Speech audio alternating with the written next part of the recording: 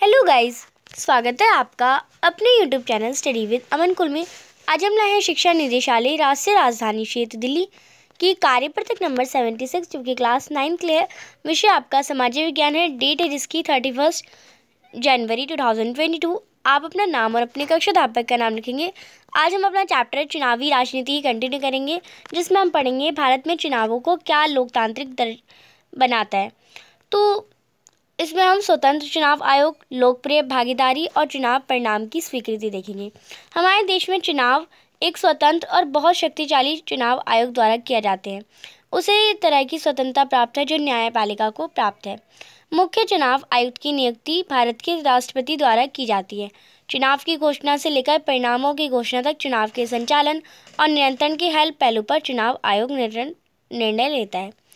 ये आचार संहिता को लागू करता है और इसका उल्लंघन करने किसी भी उम्मीदवार या पार्टी को दंडित करता है। यानी कोई भी इसे नहीं मानेगा देन उसे दंडित किया जाएगा, कोई भी पार्टी को।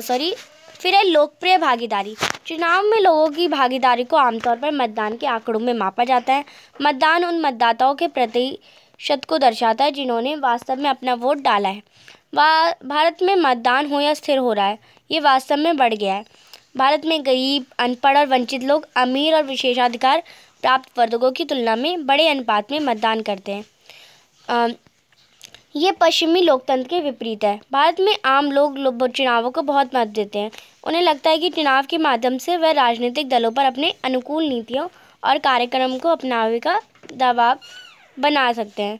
चुनावी गतिविधियों में मतदाताओं की दिलचस्पी पिछले कुछ वर्षों में बढ़ रही है। तो आप देखिए कि जो आम लोग होते हैं, जो मिडिल क्लास होते हैं, वो चुनाव वगैरह में ज़्यादा जो होते हैं वोट करते हैं, क्योंकि उनकी जो मांगे होती है वो पूरी होती है।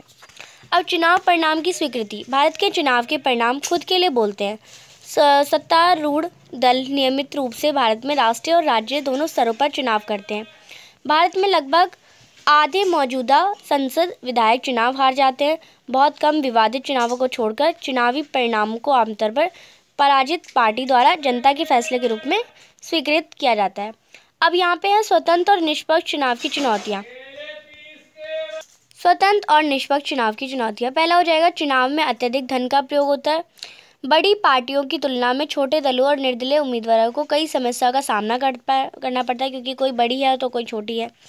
टिकट बांटने के लिए संबंध वरीयता, ढंग के विकल्प की कमी और आपराधिक पृष्ठभूमि वाले उम्मीदवार चुनाव लड़ते हैं। यानी जो अपराधी वगैरह होते हैं वो ज़्यादातर लड़ते हैं, उनकी जो गिनती होती है वो ज़्यादा होती है।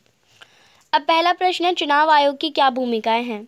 तो चुनाव आयोग की चुनाव की घोषणा करना, परिणामों की घोषणा करना, आचार संहिता को लागू करना, जो हमने लास्ट वर्कशीट में पढ़ी थी, और इसका जो उल्लंघन करते हैं, जो इसका मना करते हैं या उसके विरोध जाते हैं, उसके उम्मीदवार को, पार्टी को दंडित करना।